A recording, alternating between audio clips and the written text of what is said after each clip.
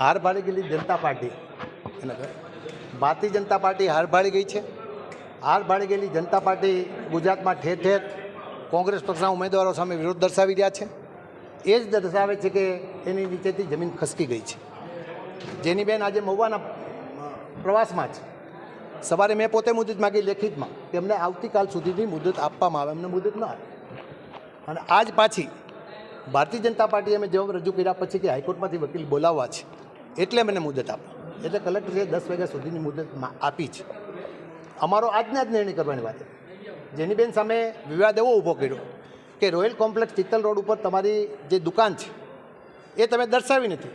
જેની બેને જે દુકાન વેચી નાખી છે એનો દસ્તાવેજ રજૂ કર્યો, એનેક્સર રજૂ કર્યું. કલેક્ટરે માન્ય રાખ્યું કે એમની દુકાન વેચાઈ ગઈ છે, સામેવાળાએ નથી ચડાવ્યો, એ સામેવાળાનો વાંક છે. એવા સંજોગોમાં હજુ પણ મુદત માગીને મારી સામે વાંધો દર્શાવ્યો. હું એમનો ડમી હું